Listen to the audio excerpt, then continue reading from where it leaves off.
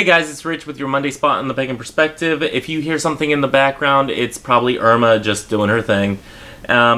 This week we have a question on losing friends over paganism. ThatPerson Charlie writes, "Hello, I've been watching your videos for a while. They are such an inspiration to me, helping me in places I really needed for my practice. I really hope you keep this collab channel going. For a potential question, how do you deal with the loss of friends due to your beliefs, if you have had any? I am still in the broom closet and coming from a very Christian community. I don't know how to deal with that negativity. Blessed be." Okay, the first thing is, I am still in the broom closet to most of my family, probably a good 99.9% of them. As far as friends, I haven't lost any friends due to my beliefs because the friends I do have share either similar beliefs or they have an open-mindedness enough that they are okay with my spirituality. And for this video, I'm going to use the example of family and co-workers because for the most part, my friends, we're all on good terms, like I said. So whenever it comes to co-workers, the way that I deal with that is the same way that I deal with my sexuality and coming out to them is I don't mention it because, quite frankly, they don't need to know. It has nothing to do with work. It has nothing to do with the productivity of the shop environment that I am in, so therefore they don't need to know. Whenever I have been asked by different people that I work with what it is that I believe, I just tell them that it's a complicated topic. And it's not about what I believe or about what it is that I hold true, but rather I see beauty in a lot of the different aspects from different religions. I have told co-workers that I like to study all religions and all philosophies, and one of my specialties is in occult sciences. So that kind of opens the door just a little bit, and then there's those discussions where I will sit there and say, well, what about this belief and what about that belief? Some of them that I subscribe to, but not all of them necessarily. So as far as coworkers, I put it in that vagueness in order to open up their mind and to expand their personal beliefs, because a lot of it is one-sided from their beliefs, and it's just me kind of putting in those what ifs and challenging their spiritual practices according to their own beliefs.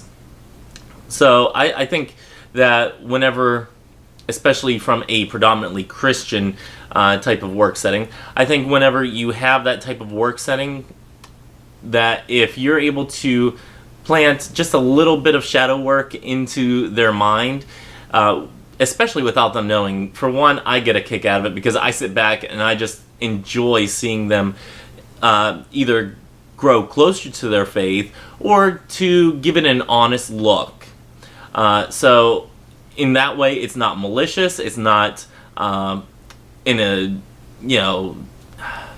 I don't know how to say it, in a bad way. It's not with any ill intent that I do this. It is purely to make them see their faith in a different way, or in a look at it in a different light. So for them, it's more of a growing experience, and it's that shadow working that they don't even know that they're doing. So I put in those little tiny nuggets of, hey, well, what about this part of the Bible? Or what about this? And historically, this is inaccurate, and scientifically, this is inaccurate. And I plant those little thoughts in their mind for them to do their own shadow working. And if you just heard that boom, that's Irma just gusting away wind. So anyway, I'm up in Panama City, so I'm not in the thick of it, and hopefully I don't lose power so I can get this video up on time. Anyway, as far as family, the thing that I struggle with family is most of them are, again, a predominantly Christian or mix between Christian and atheist and just agnostic in general. And a lot of it is that I just don't discuss it with them. It's not really a point that needs to be discussed, because just like with sexuality and everything else in life, especially whenever it comes to religious aspects or personal practices, those topics are extremely personal. That's like telling somebody what they do in their bedroom at night. That's not something that is usually up for discussion in a lot of families, depending on what family you come from. So whenever somebody's asking you what your spiritual practice is like, and I want to put this out there for anybody that watches YouTube videos of any of the witches or pagans on YouTube, is they are, whenever they're sharing part of their practice, they're sharing something extremely personal that, it's a big deal for a lot of people. Some people, they don't talk about what happens in the bedroom and whatnot, and it's about the same privacy, if not even greater of a privacy than that. So I want to just put that out there for people to gnaw on, that type of thing. But anyway, back to family. With the family aspect, it's, I don't ask them what they do in their bedroom. Don't ask me what I do in my religious observance. It's really none of their business. And if they were to push, I would, again, probably leave it fairly vague, because I don't know if they could really handle it. I don't know if it would really, work with their mind, especially as closed-minded as some of them are.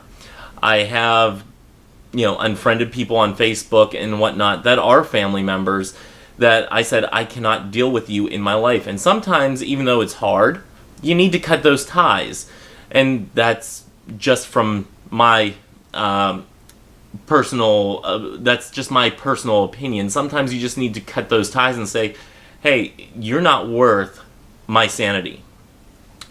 Especially whenever it comes to certain family members that just want to argue because their book is always correct. So I have had those individuals in my life, and I've basically cut them out. I don't talk to them over the phone. I've rarely ever talked to them over the phone.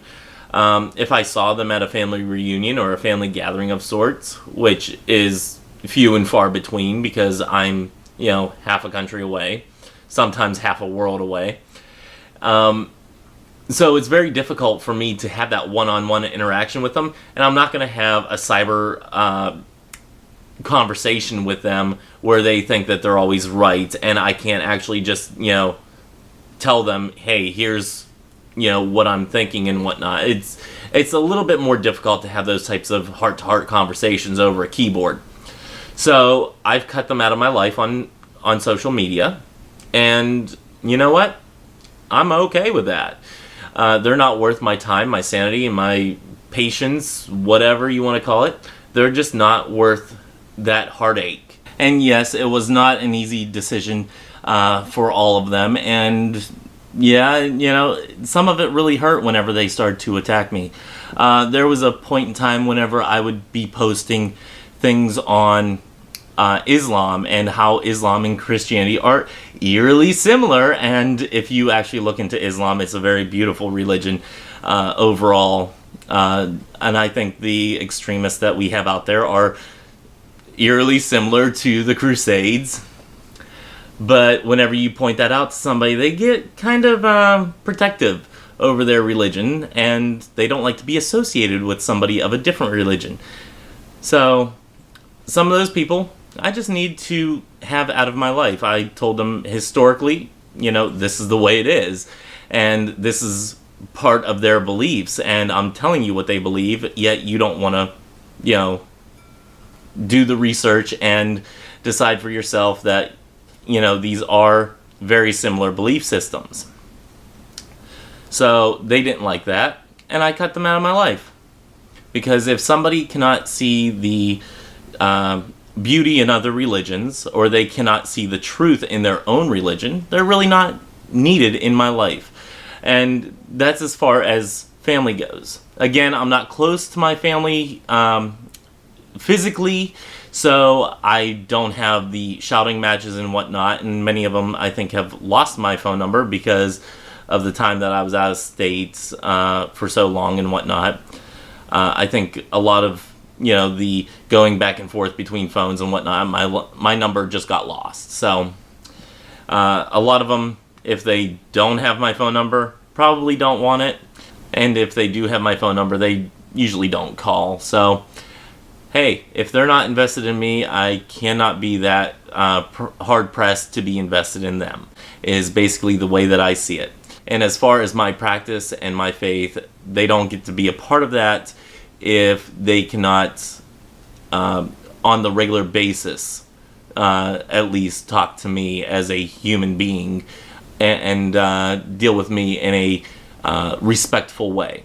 So that's how I view family.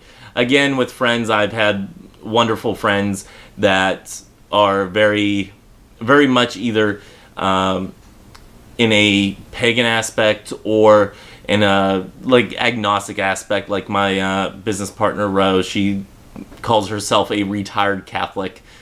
So I'd say she's probably more agnostic in a sense, if I had to put a label on her. But, she's open to, my beliefs, but she's not practicing any of my beliefs. So that's fine. She does her thing and I do my thing, and, we just work well together that way. Other friends, like I said, pagan friends or have pagan leanings and whatnot. And whenever it comes to coworkers, I just do that little bit of shadow work for them, or force them into that little bit of shadow work. So anyway, I think that's all that I have for this video. Yep, I think so. So anyway, until next week, may you have love, hugs, and ladybugs. Bye-bye.